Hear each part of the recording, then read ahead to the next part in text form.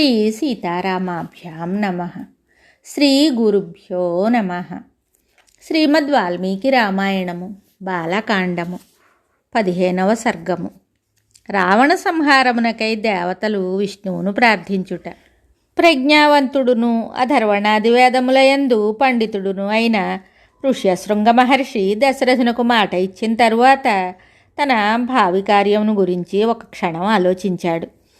తరువాత కర్తవ్యము స్ఫురించగా ఆయన ఆ మహారాజునకు ఇలా జవాబు చెప్పాడు. ఓ రాజా, నీకు పుత్రులు కలుగుటకై అధర్వ శిరస్సు అను వేదభాగమునందు చెప్పబడిన మంత్రములతో విద్యుక్తముగా పుత్రకామేష్టి అను క్రతువును నిర్వహించెదను అని. తరువాత ఆ ఋషి పుత్రకామేష్టి యాగమును ప్రారంభించెను. ఆ తేజస్శాలి వేదమంత్రములను చదువుతూ అగ్నికి ఆహుతులను సమర్పించెను.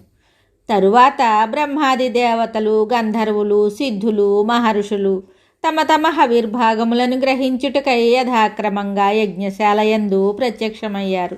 దేవతలందరూ క్రమంగా సదస్సునకు చేరి సృష్టికర్త అయిన బ్రహ్మదేవుడితోటిలా విన్నవించుకున్నారు. ఓ దేవా, నీవు అనుగ్రహించిన వరప్రభావమున రావణుడు అను రాక్షసుడు తన పరాక్రమముచే మమ్మల్ని చిత్రహింసల పాలు చేస్తున్నాడు. అతనిని అదుపు చేయుటకు మేము అశక్తులము.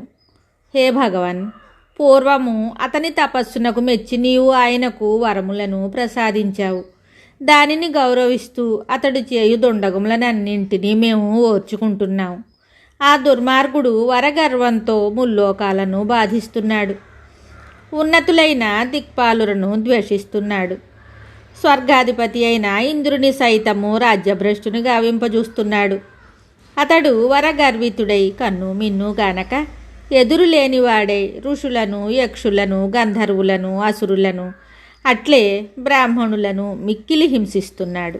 రావణుడు క్రీడాపర్వతమున విహరించినప్పుడు అతనికి భయపడి సూర్యుడు తన కిరణముల వేడిని తగ్గించుకున్నాడు.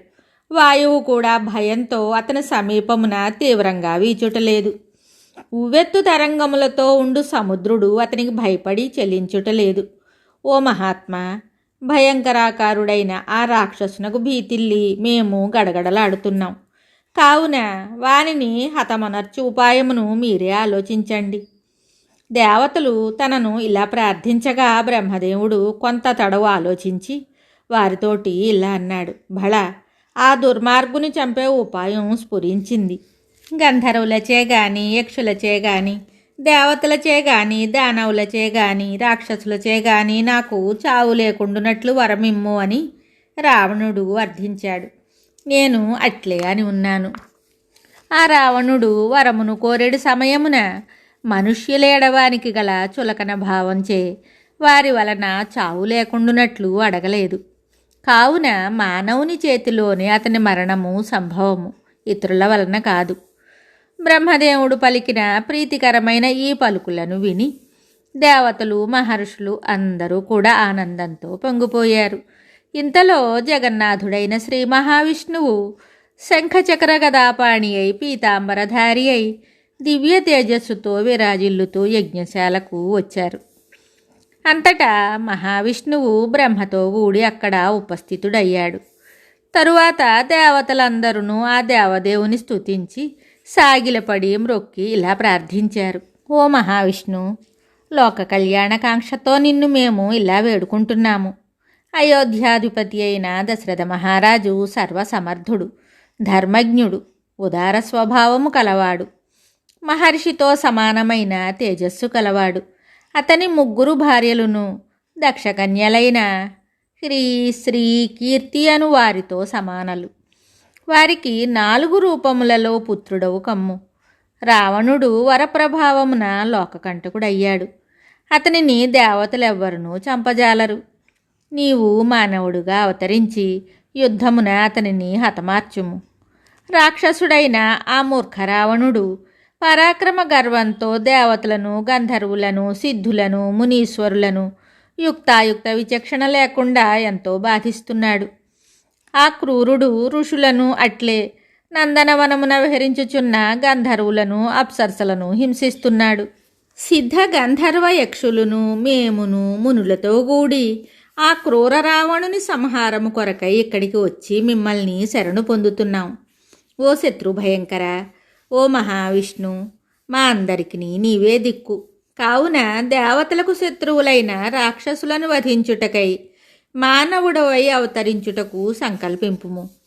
బ్రహ్మాది దేవతలు ఇలా ప్రార్థించగా సకల లోకారాధ్యుడు దేవదేవుడు అయిన ఆ శ్రీ మహావిష్ణువు తనను శరణుజొచ్చిన ఆ బ్రహ్మాది దేవతలందరితోటి ఇలా చెప్పాడు: భయపడకండి, భయాన్ని వీడండి, మీకు భద్రత చేకూరుతుంది.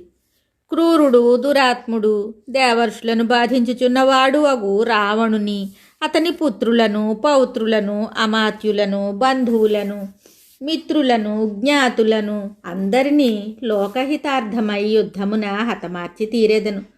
తరువాత 11,000 సంవత్సరముల కాలము ఈ మానవలోకమున నివసించి ఈ భూమండలమును పరిపాలించెదను అని సకల ప్రాణులకును ఆధారమైన దేవదేవుడైన శ్రీ మహావిష్ణువు దేవతలకు వరమును అనుగ్రహించి మానవలోకమున తాను అవతరింపదగు స్థానమును గురించి ఆలోచించాడు. తరువాత ఆ రాజీవలోచనుడు తాను దశరథ మహారాజునకు 4 రూపములలో పుత్రులుగా జన్మించుటకు సంకల్పించాడు. బ్రహ్మరుద్రాది దేవతలు, ఋషులు, గంధర్వులు, అప్సరసలు దివ్యస్థుతులతో ఆ శ్రీ మహావిష్ణువును స్తుతించారు. ఆ రావణుడు సహజముగానే గర్వితుడు, వరప్రభావముచే కన్ను మిన్ను గానక ఉన్నవాడు, ధర్మ విరుద్ధముగా ప్రతాపమును చూపువాడు, దేవేంద్రునకు శత్రువు, లోకములను బాధించువాడు, సత్పురుషులను మునులను హింసించువాడు, తాపసులకు భయంకరుడు. అట్టి దుష్టుని సంహరింపుము. క్రూర రాక్షసుడైన ఆ రావణుని, అతని బంధుమిత్రులను, సైన్యములను, పరివారములను తుదముట్టించి ఆర్తుల వెతలను బాపుము. తరువాత ఓ దేవదేవ, మా బోటి వారికి అందరానిదియు రాగద్వేషములకు తావులేనిదియు అయిన వైకుంఠమునకు చేరుము. వాల్మీకి మహర్షి విరచితమై ఆది కావ్యమైన శ్రీమద్ రామాయణమునందలి బాలకాండమునందు 15వ సర్గము సంపూర్ణం. శుభం.